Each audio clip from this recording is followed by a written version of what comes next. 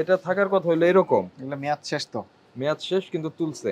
এখানে যে মেয়াদটা আছে এই মেয়াদটা এখানেও ছিল, এটা তুলেছে কে? এই যে এটা ঘষার চিহ্ন বোঝা যাচ্ছে, ৩/৪/২৬।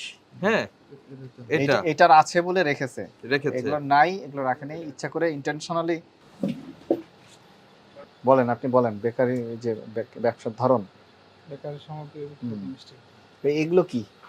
এটা তো জেনারেল স্টোরের আপনার পারমিশন নিতে হবে তো। কি বলছি বুঝতে পারছেন? এটাকে অ্যাড করে নেবেন।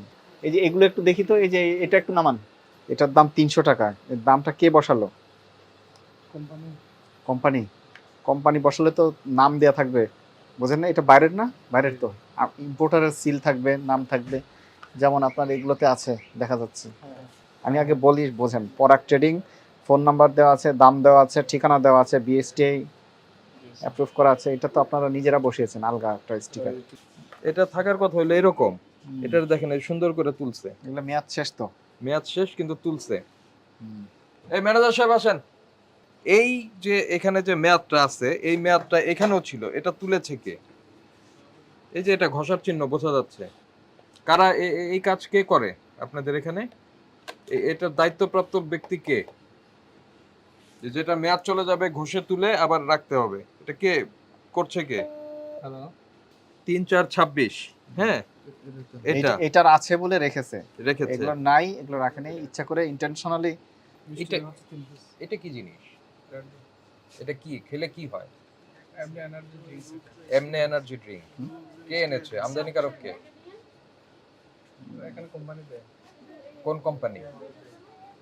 এটা বাংলাদেশ নিরাপদ খাদ্য কর্তৃপক্ষ পত্রিকায় বিজ্ঞপ্তি দিয়ে নিষেধ করেছে।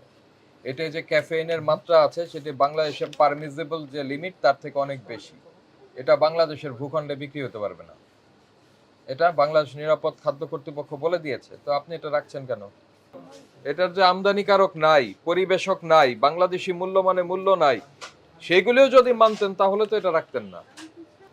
আপনাদের যে এখানে যে স্টাফরা আছে এর মধ্যে কাকে দায়িত্ব দিচ্ছেন এগুলি ঘষে তোলার জন্য? ঘষার চিহ্ন এই স্পষ্ট। যে এটা বোঝাই যাচ্ছে যে এখানে দায়িত্ব। এটা কেন আপনার এখানে থাকবে? এই যে এটারও একই তো, কোনো মেয়াদ টেয়াদ কিছু না। ভাই আপনি যেটা করছেন এটা একদম সরাসরি অন্যায়, বুঝতে পেরেছেন? এই কাজ যদি করেন তাহলে আপনার এই প্রতিষ্ঠান চালানোর দরকার নাই।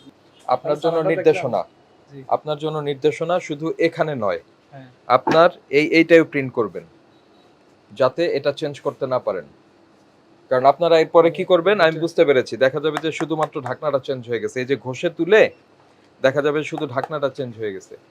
কারখানায় জানাবেন। আর আজকে আপনাকে আমরা 50,000 টাকা সতর্কতামূলক জরিমানা করছি। প্রতিষ্ঠানটি বন্ধ করছি না, শুধুমাত্র জরিমানা করছি।